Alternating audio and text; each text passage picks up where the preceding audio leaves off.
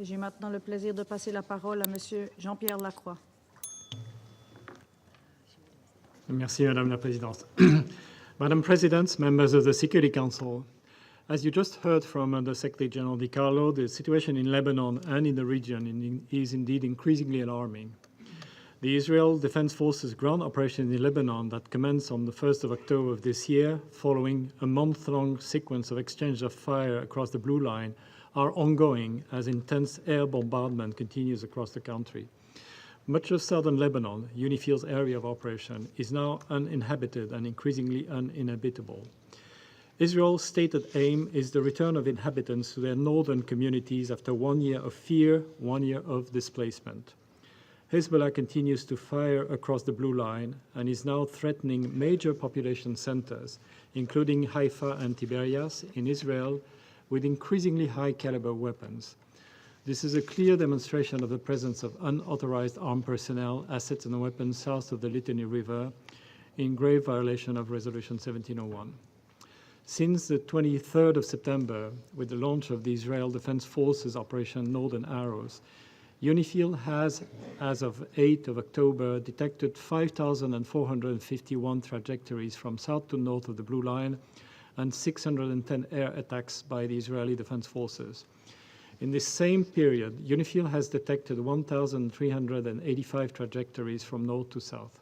Notably, each trajectory may represent multiple projectiles, and UNIFIL cannot detect some projectiles, such as those fired by portable anti-tank launchers or light weapons.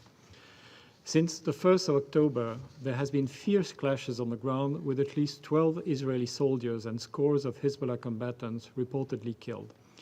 UNIFIL has observed Israeli incursions with infantry, Merkava tanks, and engineering vehicles at Marun al-Ras, Labune, and Yarun in Sector West, and near Kafakila, Mais al-Jabal, and Udaysa in Sector East. UNIFIL has not been able to observe all such activity, however, as I will explain later. This situation has put our peacekeepers at serious risk. Clashes in the Labune/Nakura area since the 8th of October have involved tank and small arms fire, airstrikes, Iron Dome interceptions, and multiple explosions. 2 peacekeepers were wounded when earlier today a UN post, OP-14, in UNIFIL's headquarters in Nakura was hit by tank fire. Close by, also early this morning, IDF soldiers fired on the UN position, UNP-131, from an opening in the fence made by the IDF the previous day during adjacent groundworks. Several vehicles and a communication system were damaged. Just yesterday, Israeli forces fired at cameras at the same UN position, and small arms fire hit another UN position, also near Labune, damaging lightning and a radio relay station. Until a year ago, the latter position served as a venue for UNIFIL's tripartite meetings. The UNIFIL force commander and head of mission has strongly protested these actions to the IDF. Shortly before commencing their ground operation, the Israeli Defense Forces had urged that UNIFIL peacekeepers vacate UN positions within 5 kilometers of the Blue Line, stating that this was for their safety and security. Our peacekeepers have remained in position in line with the mandate this Council has provided, while continuously reassessing the force's posture against prevailing risks. As a mitigating measure, UNIFIL had already strengthened the force protection of its positions near the Blue Line. In addition, with little movement and thus operational activity possible in the prevailing security conditions, UNIFIL had decided to reduce the footprint at the most affected UN position by 25%. By 6 October, UNIFIL had temporarily relocated 300 peacekeepers to larger bases within the area of operations, with the movement of another 200 planned depending on the prevailing security situation. The safety and security of peacekeepers is now increasingly in jeopardy. The actions outlined above go against the protections afforded to UN premises and personnel under international law. There is the further issue of military installations in the vicinity of UN positions. Previously, I have highlighted that Hezbollah activities in the vicinity of UN positions held the potential to draw return fire.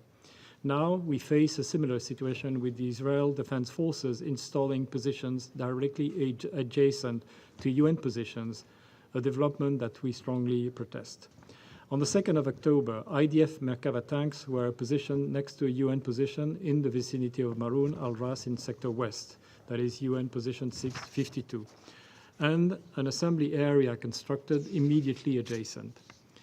On the 3rd of October, UNIFIL observed an IDF tank fire over this position, and on the 7th of October, 2 IDF-controlled explosive demolition nearby resulted in damage to the UN position perimeter bastions. By 8 October, the IDF had vacated their position while movement of IDF personnel and vehicles had been observed to continue on the adjacent road. In addition, on the 7th of October, firing by IDF tanks, which had been observed crossing the blue line near Alma al-Shahab in Sector West, damaged the external wall and bunker of a UN position, 131. The same day, minor damage was reported to a building and a UN vehicle in UNIFIL headquarters, Green Hill Camp. Also that same day, with an IDF incursion in the vicinity of Mais al-Jabal in Sector East, a UN vehicle inside a UN position was hit by indirect fire. It should be remembered that the ultimate responsibility for ensuring the safety and security of our peacekeepers lies with the actors on the ground.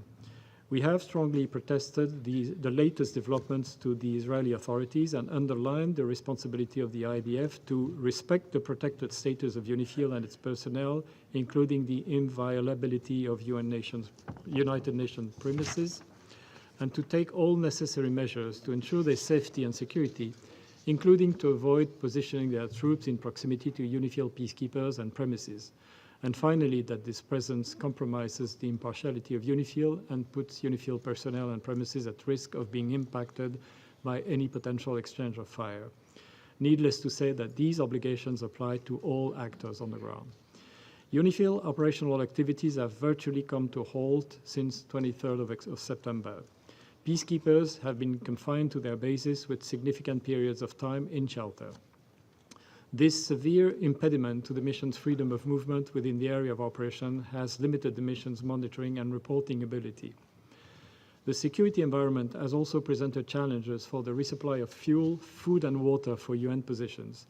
The deconfliction of UNIFIL logistics movements remains paramount. The mission is monitoring the security and sustainability of each of its positions, especially those on the blue line, adjusting accordingly.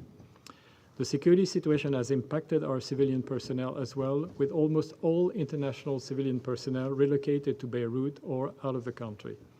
The mission has made shelter available to those national staff who are not able to relocate from the area of operations.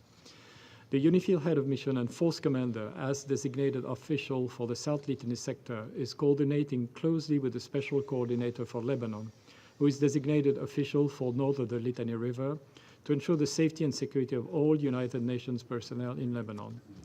The Lebanese Armed Forces has also come under fire, with 3 Lebanese soldiers killed since the 30th of September. 1 UNIFIL contractor was killed on the 2nd of September. Madam President, as noted by UHD Carlo, the heavy exchanges of fire have most tragically had the greatest impact on civilians on both sides, with many casualties and hundreds of thousands displaced.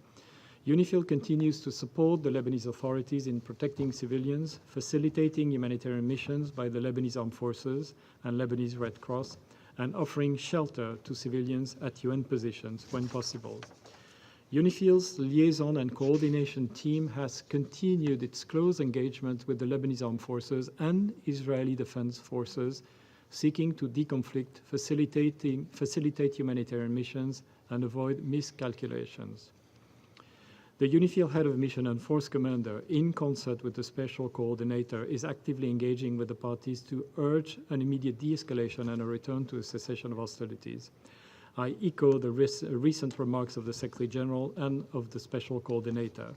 There is no military solution to this crisis. We urge the parties to return immediately to a cessation of hostilities and to take real action towards full implementation of Security Council Resolution 1701. We stand ready to support all efforts towards a diplomatic solution. UNIFIL is mandated to support the implementation of Resolution 1701, but we must insist that it is for the parties themselves to implement the provision of this resolution. No one will implement them in lieu of the parties. To those member states contributing troops to UNIFIL, we extend our most sincere gratitude.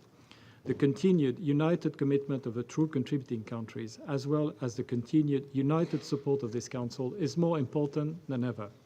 I express solidarity with and pride in the men and women of UNIFIL, now truly on the front lines in endeavoring to stabilize the Blue Line and beyond.